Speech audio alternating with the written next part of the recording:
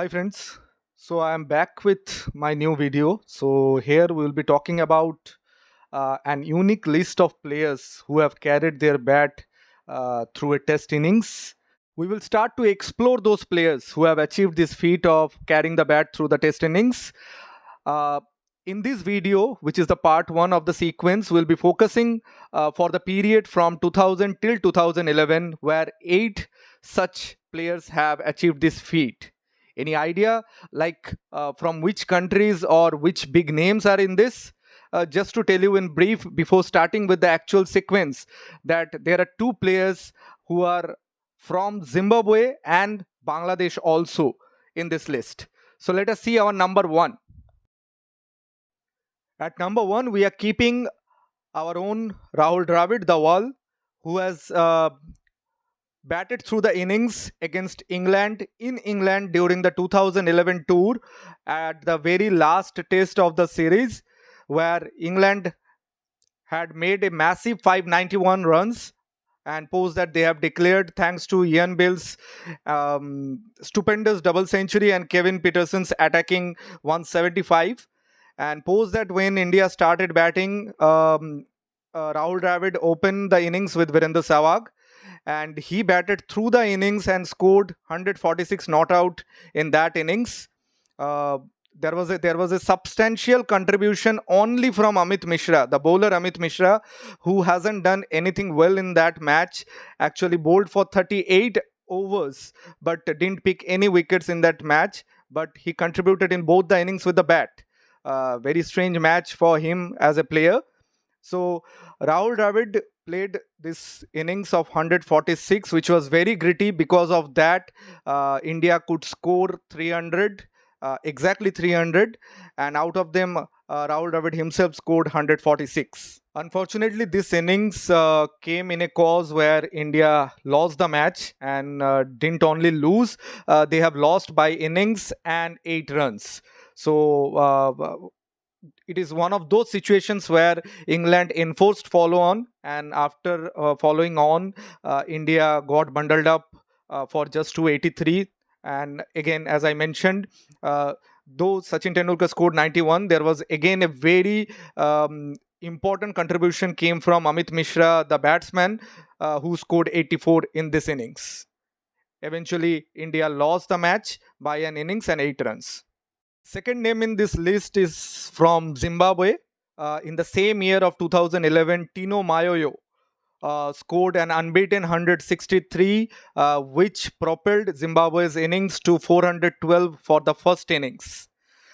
So eventually, Zimbabwe lost this match, but if you see from Tino's contribution perspective, he has batted for 453 balls, which is not a joke at all. So he has played very grittily in this innings and helped his team to reach the 400 marks against the Pakistani attack, which in that moment of time or that period of time was definitely difficult.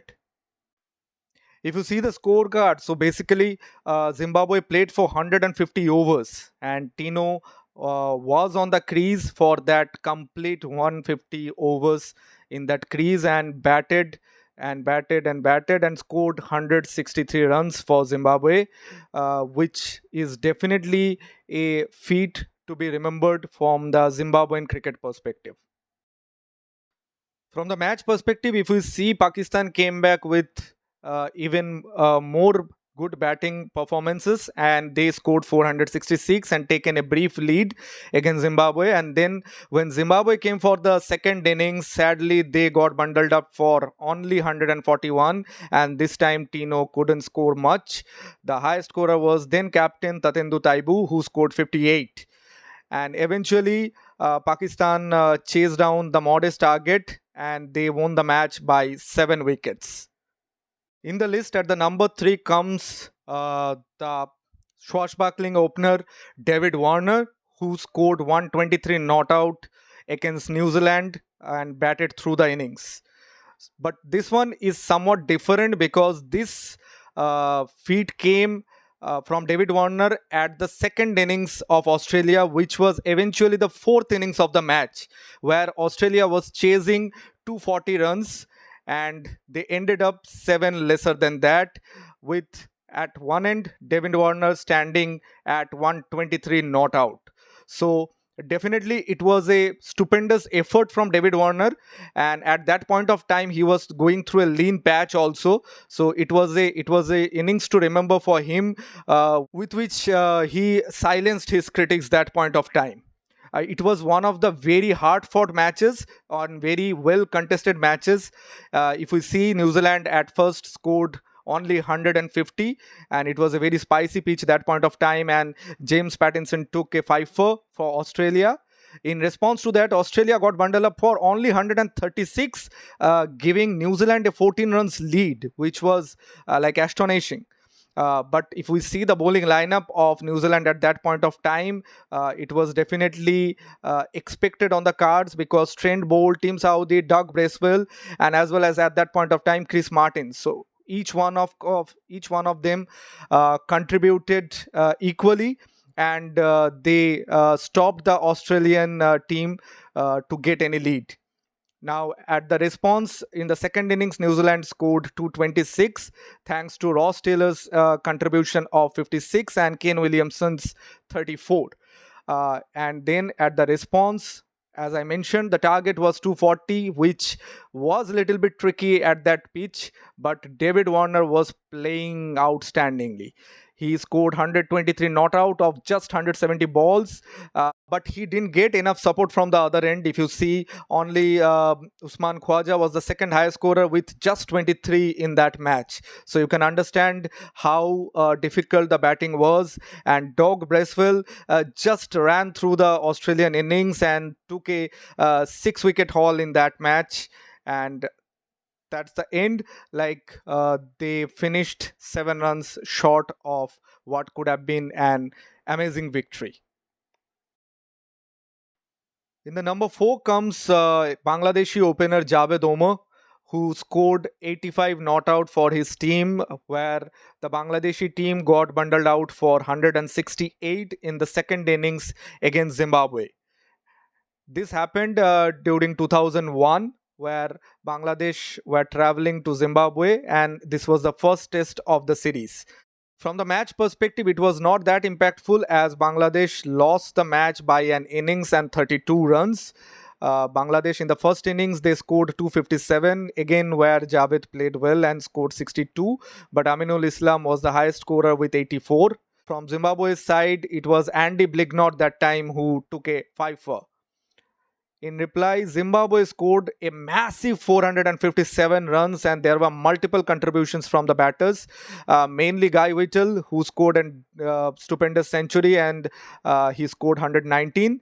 And it was well supported by Andy Flower, Grant Flower, and Heath Streak with 350 runs from them. In response to that, in the Bangladeshi second innings, they were trying to avoid the innings defeat, but they couldn't. Only scored 168, but Javed carried the bat through the innings, and he was not out at 85. Till now, the four instances which we discussed, unfortunately, those instances came where the player ended up on the losing side. But this one is the universal boss, Chris Gale.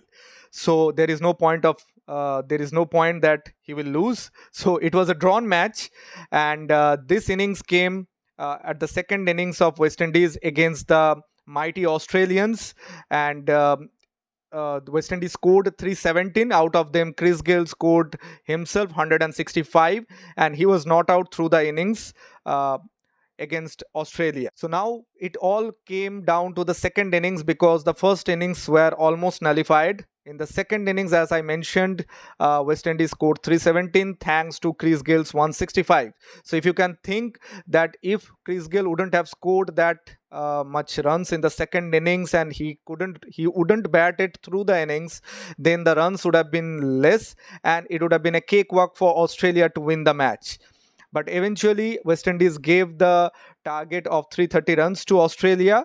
But within the stipulated time and the 76 overs could have been bowled, Australia could score 212 with the loss of 5 wickets. So the match ended up as a drawn match. Christopher Gale was the man of the match for this match.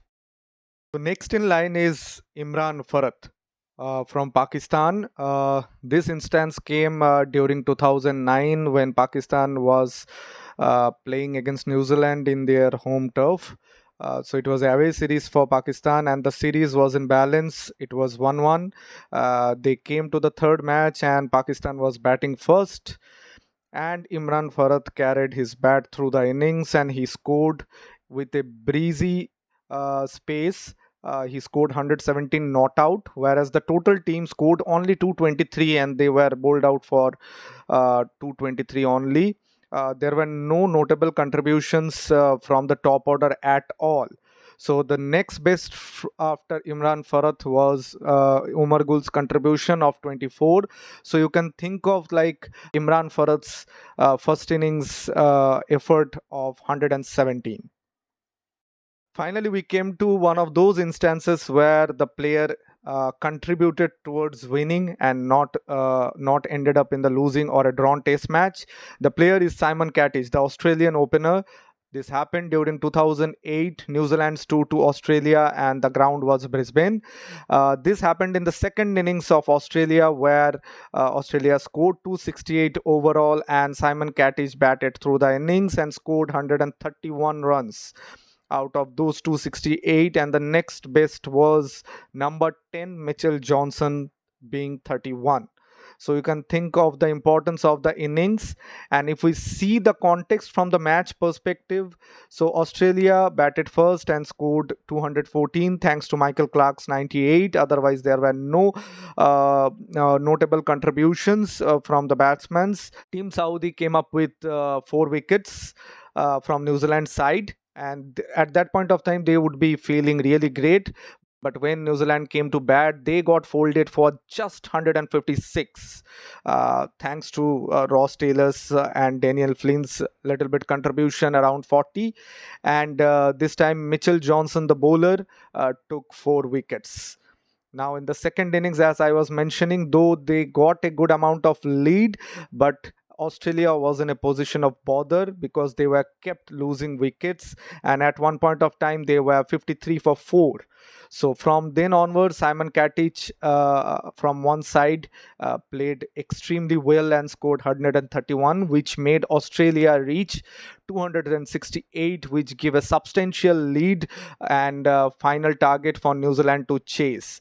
But in the second innings, also not much of a progress from the New Zealand side, and they got folded for just 177. Only Ross Taylor contributed with 75, and this time also Mitchell Johnson, the bowler, took a fifer, and for that contribution towards the match, Mitchell Johnson got the man of the match award in that match. So from the match perspective, Simon Cattich's 131 was impeccable. And the final one in this part one's list is our very own Virender Sehwag. So he just didn't only carry his bat, but he scored a double century carrying his bat. So it was during 2008 when India was touring Sri Lanka, and it was in the Gal Stadium where India batted first, and they were cruising at one moment of time where Sehwag and Gambhir stitch a partnership of 167. But then onwards there was like a mini collapse. In every 10-20 runs intervals we kept losing wickets, but Sehwag played from one end and he scored a double century, and he stayed not out till the end, uh, propelling India's score to 329, which was formidable enough against Ajanta Mendes spin web where he took 6 wickets. Now coming to the second innings, that is when Sri Lanka came to bat, they scored 292, and thanks to notable contributions from all the batters, the highest scorer was Mahela Jayawardena with 86, and from our side, Harbhajan took 6 wickets. In the second innings, India again came up with a good or decent batting performance. They scored 269, and there were notable contributions from Gautam Gambhir, Virendra Sehwag, Rahul Dravid. So Sehwag followed up his double century with another 50, and which gave India a good chance to win that match and gave a massive target to Sri Lanka, which they were short of by 170 runs. So Sri Lanka got bundled up for only 136, and only Samaravira was holding the fort for few moments, and he scored 67 in that innings. So yeah, so this was the list of 8 players during the period which we have thought of for the part one, who has carried their bats. So we'll be coming up with our part two for the remaining period, like from 2011 till 2025, the players who have carried their bats in our part two video. So thanks for watching, and keep subscribing, commenting, and sharing the video. Definitely we'll be coming with more such videos and more such trivias in our channel. Do keep watching. Thank you.